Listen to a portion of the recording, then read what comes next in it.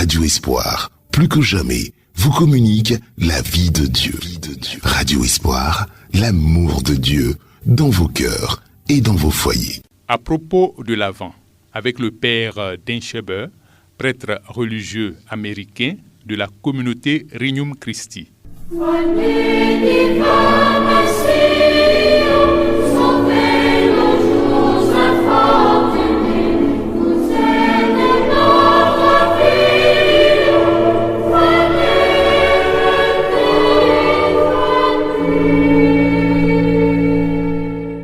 Bonjour chers frères et sœurs et bienvenue au 5e et dernier de nos méditations sur l'Avent, basé sur le thème du Verbe qui s'est fait chair et l'importance et la dignité de nos corps.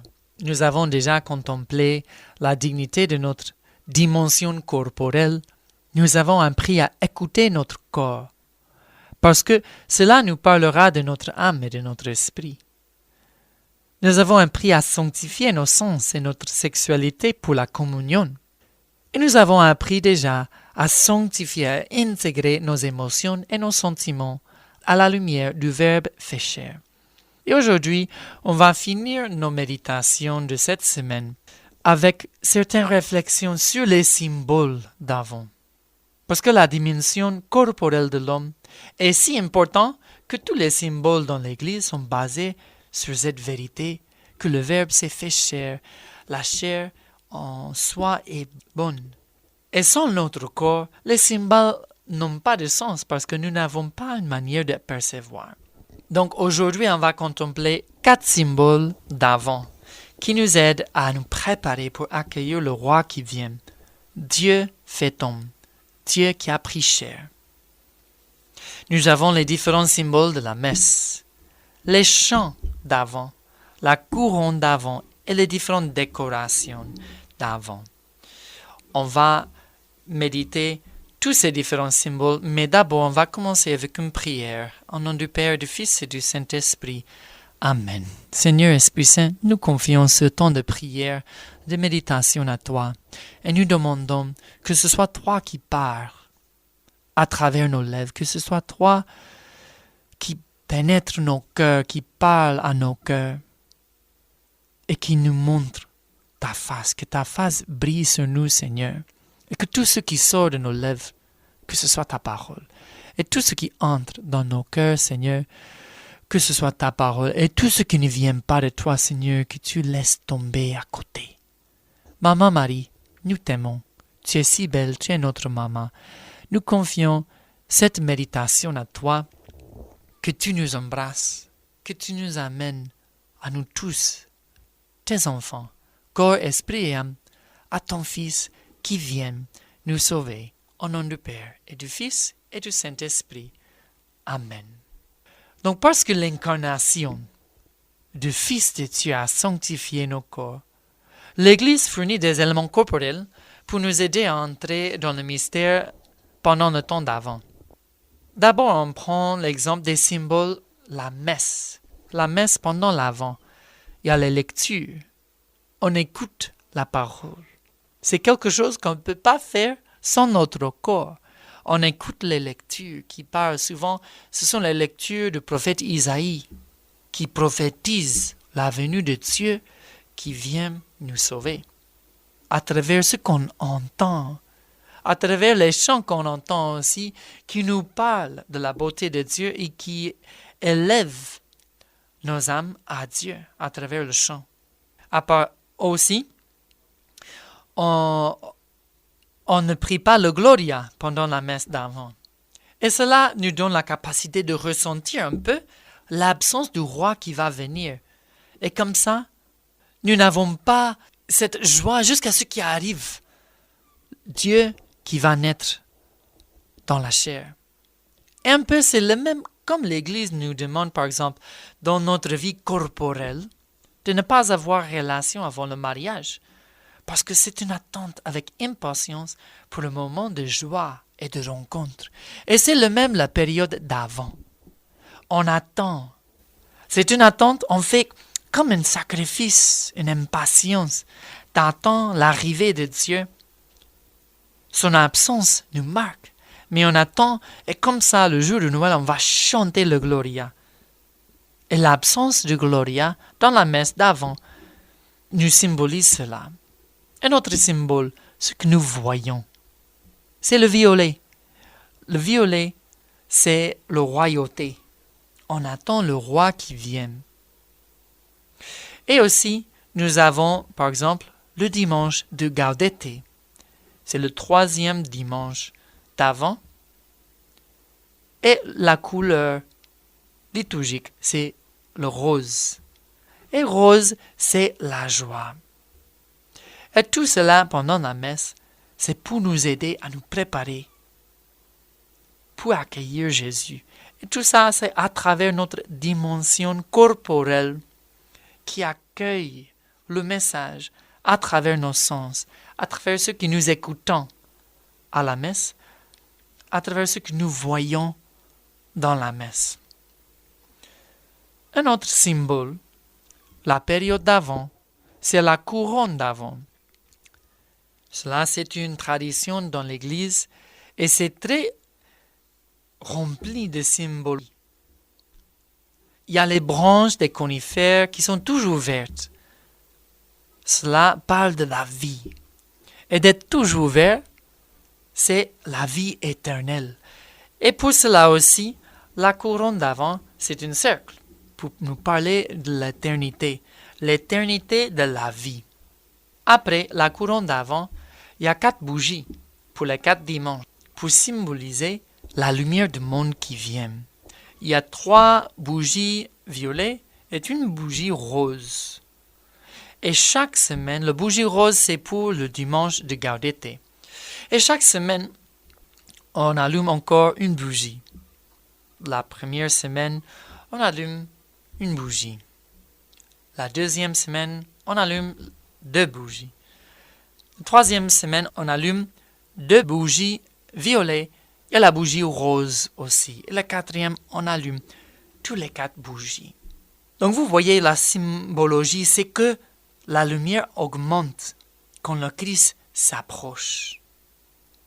Et le jour de Noël, la lumière éclate. C'est un peu comme les mages qui suivent l'étoile. Plus qu'ils s'approchent, plus que brille l'étoile. Et la couronne d'Avent, c'est un symbole d'une lumière qui grandit quand le Fils de Dieu s'approche. Et aussi, nous avons les différentes décorations de l'Avent. On commence à préparer la crèche, mais sans mettre l'enfant Jésus. Et cela nous fait remarquer, il y a quelque chose qui manque, quelque chose qui arrive. Et cela nous donne l'attente. Il y a aussi l'arbre de Noël. Cela, c'est très courant chez nous. Moi, je viens du nord des États-Unis, de Minnesota, où il fait très froid. Mais les arbres de Noël, les conifères, sont les seuls arbres qui sont verts pendant l'hiver. Donc, on prend l'arbre de Noël comme symbole de vie, parce que c'est toujours vert. Mais aussi, avec sa forme, ça nous dirige vers le ciel. Pour regarder en haut, pour voir le Fils de l'homme qui vient, qui descend, qui habite parmi nous dans la chair. Donc tous ces symboles nous aident à préparer nos cœurs pour la venue de Jésus. Le chrétien ne peut pas suivre Dieu et mépriser la chair, parce que Dieu lui-même s'est fait chair. Et Paul dit dans la première lettre à Timothée 4:4, tout ce que Dieu a créé est bon. Jésus fait chair. Et pour cela, Jésus a sanctifié nos corps. L'Église, qui est notre mère, comprend que ça c'est très bon. Nos corps sont bons. Et pour cela, nous avons les symboles. Et nous devons chérir le don de nos corps et de prendre soin de nos corps. C'est un commandement même de l'Église, de prendre soin de nos corps. Nos corps sont dignes. Nos corps sont beaux. Nos corps nous parlent. Et c'est à travers nos sens et nos émotions que nous nous approchons à Dieu. Donc, pour conclure nos méditations de cette semaine sur l'Avent, sur le thème de Dieu qui s'est fait chair, qui a sanctifié nos corps. Soyons comme la couronne d'Avent, un symbole matériel, corporel, qui parle de la lumière qui grandit, qui brille, que nous-mêmes, corps, âme et esprit, que nous soyons enveloppés par la lumière de celui qui vient. Soyons comme des couronnes d'Avent vivantes. Je prie que Dieu nous aide à nous approcher à lui à travers notre dimension corporelle et en regardant à ce petit enfant dans le froid, dans la pauvreté, dans la chair. Que cela nous donne une joie, une consolation que Dieu est avec nous. Dieu est venu parmi nous. Dieu a pris chair. Donc il a dit, mon enfant, même vos corps qui parfois vous causent à souffrir, qui parfois peut-être pourraient vous amener au péché par les péchés de la chair, qui vous fatiguent beaucoup, mais même vos corps, tout ce que j'ai créé bon, vos corps sont bons, faut les aimer, faut les protéger, faut apprendre à écouter vos sens, vos corps, vos fatigues, vos émotions que je vous ai données pour vous approcher à moi. Que Dieu nous donne la grâce d'intégrer notre dimension, notre vie corporelle dans notre vie spirituelle. Parce que tous les saints n'ont pas méprisé le corps. Ils ont appris à intégrer tout pour faire un tout entier. Hommes et femmes intégrales, unis en Dieu, qui nous a bénis à travers le corps, à travers nos sens, à travers tout. Que Dieu nous sanctifie comme Saint Paul nous invite. Corps, esprit et âme, Dieu qui s'est fait chair, qui par son corps a sanctifié notre condition corporelle. Donc pour conclure, aimons nos corps, respectons nos corps, approchons-nous au Seigneur par nos corps, nos sens, notre sexualité vécue à la lumière de Dieu, selon la volonté de Dieu, nos émotions, tout cela qui est voulu par Dieu, bon quand ils sont vécus selon l'amour de Dieu. C'est la sanctification de nos corps, afin que, comme Saint Paul nous invite, nous pouvons offrir nos corps comme un temple, digne de l'Esprit, dans la première lettre aux Corinthiens 6, 19 à 20. Et comme il a dit, verset 20, de première lettre aux Corinthiens 6, glorifiez Dieu dans vos corps, que ce soit notre prière, que ce soit notre louange à Dieu, en honneur du Fils de Dieu, venant dans la chair, que nous attendons en cette période d'avant, et que Dieu vous bénisse, qu'il vous garde, qu'il vous sanctifie, corps, esprit et âme, tous les jours de vos vies, jusqu'à la vie éternelle, au nom du Père, et du Fils, et du Saint-Esprit. Amen.